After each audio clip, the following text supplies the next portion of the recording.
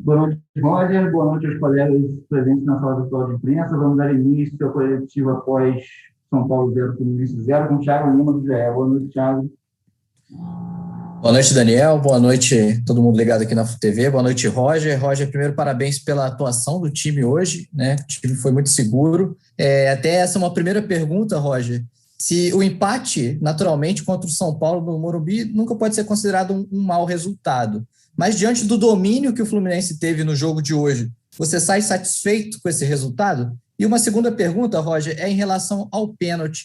O Nenê havia perdido o último pênalti que ele bateu no ano passado, você ainda não estava aqui, era o Odair ainda o treinador, e o Abel converteu os dois que ele bateu, né, 2 últimos na temporada, e ele estava em campo. Como é que funciona o momento da escolha de quem vai ser o cobrador? Obrigado. A escolha é definida, né, pela comissão técnica, capitaneada por mim. Dependendo do jogo, a gente escolhe 2 ou 3 batedores em ordem para penalidades. Não batedor de pênalti eficaz. Né? Errou hoje, mas já converteu em números. Né? Não é uma obrigatoriedade do centroavante ser o primeiro a bater. Né? Isso depende muito. Então, por isso, da escolha do Nenê. Infelizmente, perdeu, faz parte. Agora, com relação ao jogo, foi um grande jogo mesmo. Foi uma grande partida segura. Penso que os pequenos ajustes feitos no jogo do River e repetidos hoje foram muito importantes e conseguimos ter um volume de jogo e uma postura agressiva, mesmo que estávamos em bloco um pouco mais baixo. Pressionamos alto quando precisou, retomamos bola dentro do campo de ataque, contra-atacamos, tivemos as melhores oportunidades. São Paulo teve talvez uma ou 2 oportunidades mais contundente, mas penso que nós fomos muito bem. Né? Claro que fica esse gosto, né, de algo que poderia ter acontecido diferente pelo que nós produzimos. Mas conquistar ponto fora contra o São Paulo, campeão paulista, que vinha de grandes atuações, foi muito bom. Eu gostaria de ver os atletas que eu estava muito feliz pela atuação, né, pelo ponto conquistado, mas sabendo que poderiam ter saído com a vitória. Agora a vez de Vitor Lessa, do Rádio Globo. Boa noite, Vitor. Boa noite, Daniel. Boa noite, Roger. Roger, eu queria te perguntar em relação a essa maratona de jogos, uma sequência muito pesada que o Fluminense vem aí, de decisão de vaga de Libertadores, finais do Campeonato Carioca, agora início do Campeonato Brasileiro, quarta-feira tem Copa do Brasil, uma loucura. E, assim, é uma dúvida realmente, eu fiquei com a impressão de que você parece que vai tentar, sempre que possível, colocar o que você tiver de melhor em campo, o time principal, mas como administrar isso diante de jogos tão importantes e em sequência, assim? Você realmente vai tentar levar ao máximo o desgaste físico dos jogadores para poder, no momento que realmente não for possível fazer essa administração e aí mexer no time? Como é que vocês estão pensando isso? A gente vai fazendo jogo a jogo, né? Vai vendo o nível de recuperação dos atletas, se possível e necessário for, a gente, como fez em jogos antes do River, por exemplo, ou em outro com um período de recuperação mais apertado, a gente deu mais um dia dentro da recuperação, sem levar os caras para o campo. Eu tenho por preferência, né, dar uma arejada, né, em alguns setores, né, dependendo do desgaste de alguns jogadores, mas sempre tento levar o que de melhor para o momento a gente tem. Claro que em determinado momento não vai ser possível, né, a gente não quer abrir mão de nenhuma competição e a gente sabe que o Campeonato Brasileiro é longo, tem muitas rodadas, né, poderia recuperar, etc., mas é um campeonato de regularidade, permite a equipe regular. Né, então a gente tem que tomar muito cuidado. Mas também não perder a mão, saber até que momento, até onde a gente pode ir para manter esse nível de competitividade que a gente tem tido nos jogos. Né? E isso ela só vai ser mantida no nível alto se a gente entrar com jogadores descansados dentro de campo, senão a gente não consegue. Então é uma conta que a gente vai medindo ela dia a dia, né? E é para que a gente tenha jogadores nas melhores condições em campo.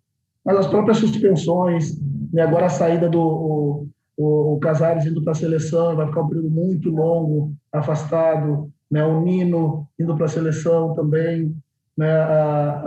Porventura algum desfalque por lesão, já dá a oportunidade de outros jogadores estarem aptos.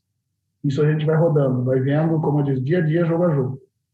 Agora é a vez de Gerson Júnior, da Rádio Brasil. Boa noite, Gerson. Boa noite, Daniel. Boa noite, colegas. Boa noite, Roger.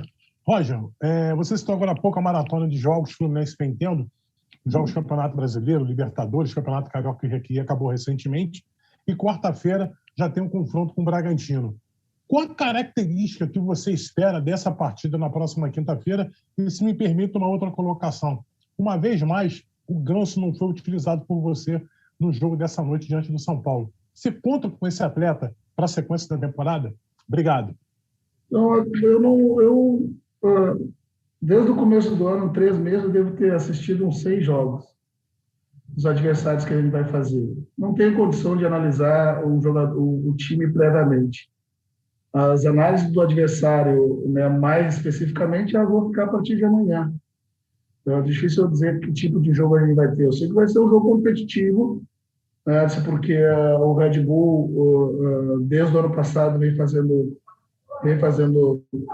grandes jogos, contratou grandes jogadores. Né, é jogo de Copa do Brasil, eliminatório é jogo tenso. Né, conheço a maioria dos jogadores que estão jogando lá. Né, mas a partir de amanhã a gente começa a detalhar muito mais o nosso adversário, que vai ser um páreo duro. Né, com relação ao Paulo, né, eu tenho tido a opção pelo Casares entrar em campo, mas agora mesmo eu frisei que o Casares vai ficar 40 dias fora. Então, está daqui a 40 dias. E o Paulo começa a ser opção quase que imediata, né, para quando da necessidade de mais um jogador. Né. É por isso que a gente precisa desses jogadores do mesmo nível, né? Alguns vão ficar de fora. E quando tiver a oportunidade, eu sei que eles estão preparados para isso. Agora é a vez do João Gugel, Saudações Tricolores. Boa noite, João. Boa noite, Daniel. Boa noite aos colegas. Boa noite também, Roger. Parabéns pelo resultado, né? Como os colegas já falaram, realmente empatar com o São Paulo da forma que foi realmente é sempre muito de bom grado. Mas, Roger, quando você mudou o time, colocando o Kaique e o Luiz Henrique, a gente ouviu muito na transmissão você falando para os meninos, dos dois principalmente, né? Pressiona. E aí eu queria te perguntar com relação a isso, né? Na reta final, como os dois entraram com muito mais gás, né, para essa reta final, quem sabe o Fluminense poderia ter feito um gol, poderia ter corrido mais atrás do resultado na parte final, mas seria por isso um pouco dessa, não posso dizer falta de vontade, mas parece que os meninos não estão entregando tanto defensivamente assim como realmente estão entregando o Caio Paulista e o Gabriel Teixeira, visto que os dois hoje são titulares e também tem uma função defensiva muito importante no seu elenco, não só realmente defensiva, mas também como ofensiva. Talvez esteja faltando um pouco para o Kaique e para o Luiz Henrique começar a temporada como titular, um pouco mais desse empenho defensivo. Obrigado. Não dá para a gente falar de falta de interesse, né? São características diferentes. São jogadores com características diferentes. Né? Mas eu tenho cobrado muito, sim, de Kaique e Luiz. Né? Eu costumo colocar na palestra que é perna rápida e perna bola. Né? Eu não posso só estar bem posicionado a zona, mas quando a bola entra na direção do meu alvo, eu tenho que encurtar o mais rápido possível para tomar essa bola. E existe uma razão para isso, né? Porque eu preciso que os 4 jogadores de frente contribuam com o processo defensivo da retomada de bola, senão meus volantes, meus zagueiros sofrem muito. Né? E dentro dessa característica, Biel e Caio, sem perder a força ofensiva, contribuíram muito, sobretudo nos jogos que foram titulares. Né? Nós não jogamos um futebol americano, que a cada fase do jogo se troca o time. Então, a gente precisa, sim, né? Precisa evoluir nessa questão, e a segurança que a gente teve no jogo, né, se dá muito, sobretudo, né, pela característica um pouco diferente dos jogadores, mas eles estão evoluindo. Né? Estão evoluindo. Hoje, Kaique e Luiz entraram mais atentos a esse processo. Né? Eu vi Kaique roubando bola defensivamente, eu vi Luiz roubando bola defensivamente. E quando eu falo roubar bola defensivamente, não é só dentro do meu campo. Eu estou pressionando alto, se eu decidir entrar com 6, 7 jogadores dentro do meu campo, eu tenho que ter perna rápida e pé na bola, senão eu não vou conseguir pressionar. Né? Então, também é uma das razões, sim, né, da gente ter jogadores que que pelas beiradas, quando a bola entra no corredor, consegue pressionar com mais agilidade e retomar a bola para a gente atacar. Para encerrar, é a vez de Daniel Kaiser do Antena Esportivo. Boa noite, Daniel. Boa noite, Daniel. Boa noite, Roger. Parabéns pela atuação, pelo ponto. Roger, hoje o Fluminense seu time conseguiu encerrar uma sequência de 11 jogos consecutivos sofrendo gols, né? Desde o jogo contra o Botafogo, antes da estreia na Libertadores, o Fluminense não conseguia fazer o clean sheet, né? E hoje, com uma atuação muito boa do sistema defensivo, o Fluminense conseguiu encerrar a sequência. Quanto te deixa aliviado, primeiro, que essa sequência tenha se encerrado, e quanto isso te anima para a sequência do campeonato? E também, em cima disso, você já citou a falta que o Nino, os jogos que o Nino vai perder.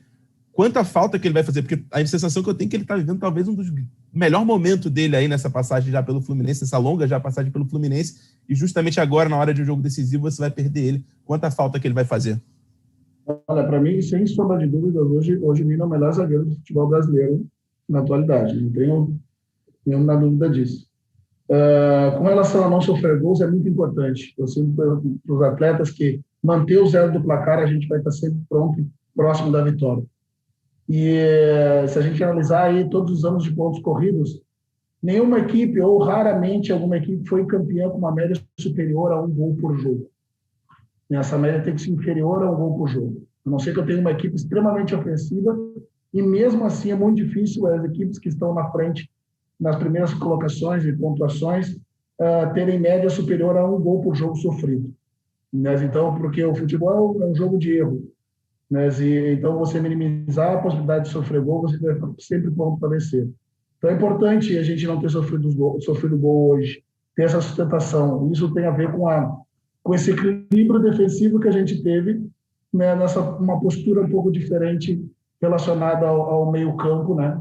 Vocês puderam perceber, hoje a gente está jogando com um tripé de meio, né, com 5 numa linha, e isso dá uma sustentação para os jogadores que estão atrás da linha se defender bem quando a bola passa. Que bom que a gente não sofreu gols, isso é importante, é evolução. Eu comentei com os atletas aqui, eu acho que encontramos uma forma segura de atuar e que nos permite sofrer pouco e ter bastante possibilidade de chegar no terço final do adversário para concluir a gol. Obrigado, Roger. Obrigado aos colegas. Boa noite a todos. Um abraço.